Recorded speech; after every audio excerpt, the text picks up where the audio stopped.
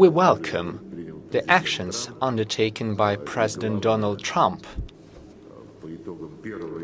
And most importantly, after the first phase of his initiative, the hostages were released and the bodies were returned to be buried in accordance with the religious traditions. Now we are all expecting the second phase of the settlement. And given all the humanitarian nature of the plan, it does not provide for a solid, sustainable solution for the Palestinian issue in accordance with the UN resolutions, which does not inspire optimism. The Euro bureaucrats, as well as the majority of the members of the EU and NATO, are experiencing economic crisis.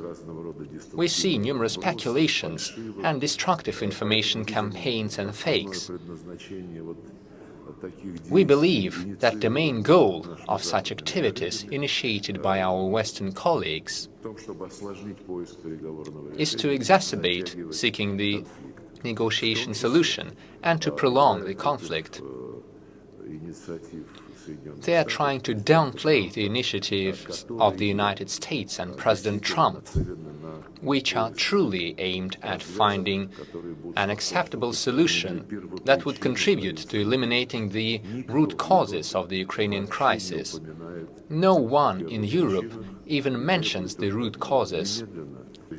Our negotiations with the US President and his team are devoted to finding a long-term settlement solution and the elimination of the root causes of this crisis, while Western Europe, as seen from the statement by the German official that I have just quoted, only thinks about a ceasefire in order to take a pause and to prepare Zelensky and his regime to a new war against the Russian Federation.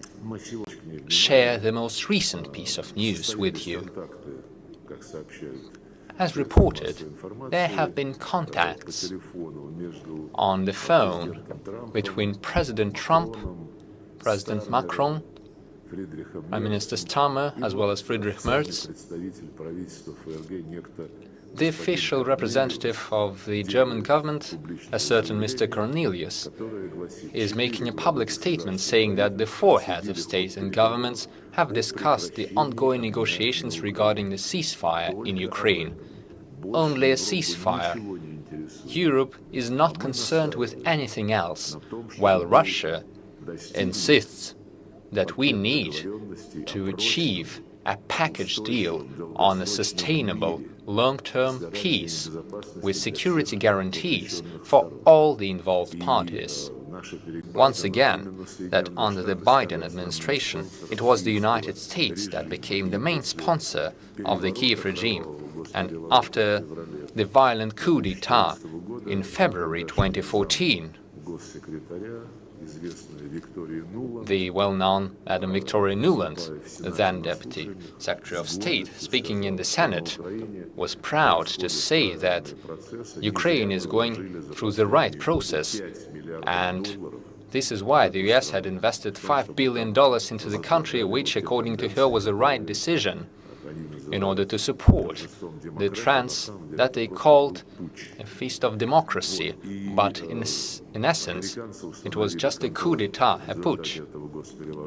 Following the coup d'etat in 2014, the Americans assumed control over the Ukrainian political and economic systems and continued pumping the Ukrainian neo-Nazis with additional weapons. This is what Donald Trump inherited, while we remember that one of his most important campaign slogans regarding foreign policy was stopping the Ukrainian conflict as soon as possible, and we would like to pay respects where it's due.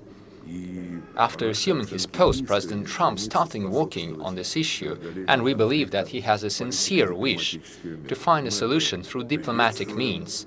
We welcome such activities.